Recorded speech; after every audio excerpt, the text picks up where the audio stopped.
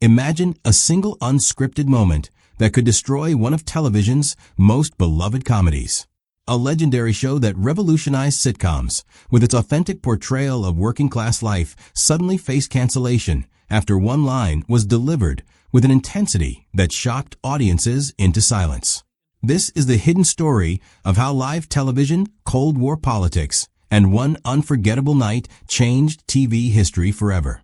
The rise of a Brooklyn legend. Jackie Gleason's journey to stardom began far from the glamour of Hollywood.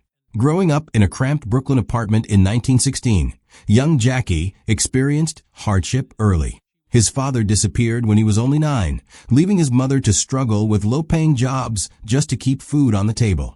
These formative years of poverty and abandonment would later become the emotional foundation for his most iconic creation.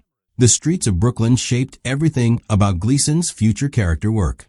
He witnessed the daily struggles of working people, loud arguments echoing from tenement windows, families stretching every dollar, neighbors whose aspirations constantly exceeded their paychecks. These weren't just observations. They were lived experiences that would eventually breathe authenticity into his television performances.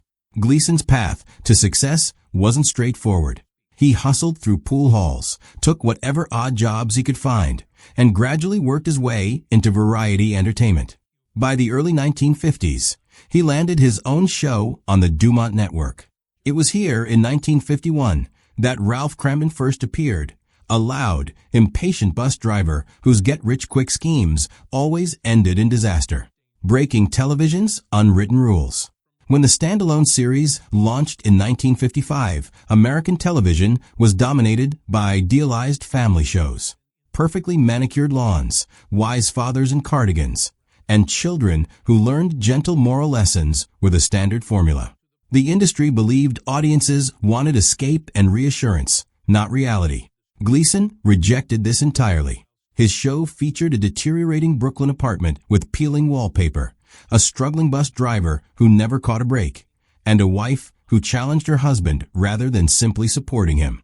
There were no children delivering cute catchphrases, no tidy resolutions that wrapped up in 22 minutes. What made the show revolutionary was its unflinching honesty. Ralph wasn't noble or particularly wise. He was frustrated, loud, and often his own worst enemy. Alice refused to play the submissive housewife role popular on other programs. She matched Ralph's energy, called out his nonsense, and held her ground. Their relationship felt like real marriages across America, full of arguments, makeups, and underlying affection. The format itself was groundbreaking. Each episode aired live, functioning as a self-contained theatrical performance. Tight dialogue, rapid pacing, and genuine stakes made even small domestic disputes feel important. Without laugh tracks or safety nets, the comedy had to earn its laughs through sharp writing and authentic performances. The casting crisis nobody discussed. The original Alice was Pert Kelton, who brought a combative sharpness to the role. Then she vanished from the show overnight. The official explanation cited health problems, but insiders knew the truth was more sinister. The Red Scare was destroying careers throughout the entertainment industry. Anyone with alleged connections to communist sympathizers became unemployable. Kelton's husband faced accusations, and despite no evidence against Pert herself, the network quietly removed her to avoid controversy. No announcement, no farewell. She simply disappeared. Finding her replacement proved difficult. The new Alice needed to stand up to Ralph without alienating audiences. Audrey Meadows initially seemed wrong for the part. Executives thought she looked too glamorous.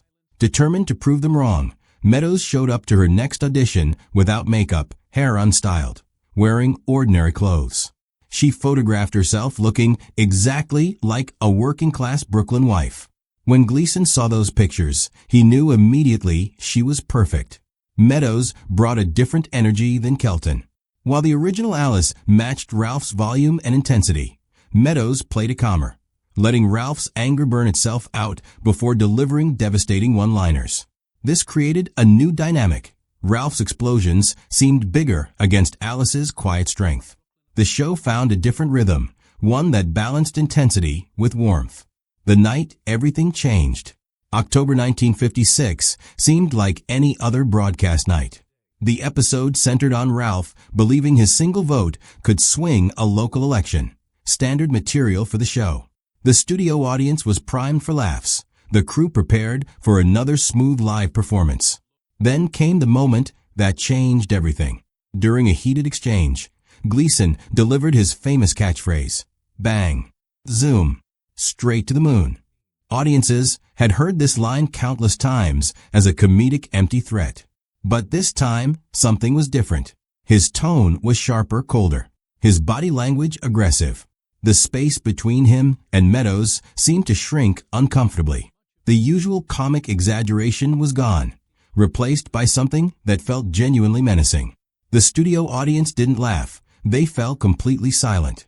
Crew members later described freezing in place, uncertain what was happening. For the first time in the show's run, Ralph Kramden didn't seem like a lovable blowhard. He seemed dangerous. On live television, with no ability to edit or reshoot, that uncomfortable moment played out in real time for millions of viewers. The 1950s had strict taboos about depicting domestic conflict realistically. The line between comedy and genuine threat had always been carefully maintained. This moment crossed it. Critics who had praised the show's authenticity now called it too real. Letters poured into the network, expressing concern rather than praise. The unraveling. Behind the scenes, pressure was building from multiple directions. Ratings, while respectable, had begun slipping. Sponsors were already nervous about the show's rough edges. The live format meant every broadcast carried risk. What if another uncomfortable moment occurred? Network executives held urgent meetings. One major sponsor threatened to pull funding unless the edgier content was toned down. For CBS, the calculation became simple. The show wasn't worth the potential controversy. The cancellation came without warning or explanation. No farewell episode, no public announcement. One week the show aired, the next week it was gone. Viewers were left confused. Gleason felt personally devastated. Ralph Kramden wasn't just a character to him. It was a piece of his own Brooklyn soul. Officially, CBS remained silent about the boardroom tensions, sponsor complaints, and that pivotal, uncomfortable moment. But the writing had been on the wall even before that October night. The grinding demands of live weekly comedy were wearing everyone down, and the industry was becoming increasingly risk-averse. An unlikely second life. What seemed like the end became a surprising new beginning. Through syndicated reruns, the original 39 episodes found massive new audiences. Local stations programming the show in daytime and late-night slots allowed viewers to discover it without the pressure of ratings. By the late 1960s and 1970s, those qualities that once seemed risky, working-class struggles, marital conflict, flawed characters, felt refreshingly honest compared to increasingly sanitized sitcoms. The show that had been too raw for 1955 became a touchstone for a new generation seeking authenticity.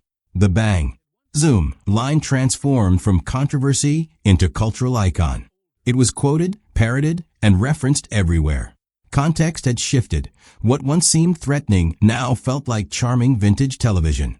Television historians began recognizing the show's profound influence. Future classics borrowed heavily from its template. The frustrated dreamer protagonist, the sharp-tongued spouse, the loyal but dim-witted friend. These character types appeared in countless shows that followed. Legacy beyond the screen. The show proved that great television didn't require expensive sets or complex plots. It needed honest writing, committed performances, and emotional truth. The single apartment setting and small cast became proof that limitations could enhance rather than diminish quality. By its 30th anniversary in 1985, the series had secured its place as one of television's most important sitcoms. The very controversy that nearly destroyed it became a minor footnote in a legacy that only grew stronger with time. The infamous moment that ended the original run wasn't just a broadcasting mistake. It was a collision between artistic authenticity and an industry that wasn't ready for it. Sometimes being too real for your moment means becoming timeless for the future.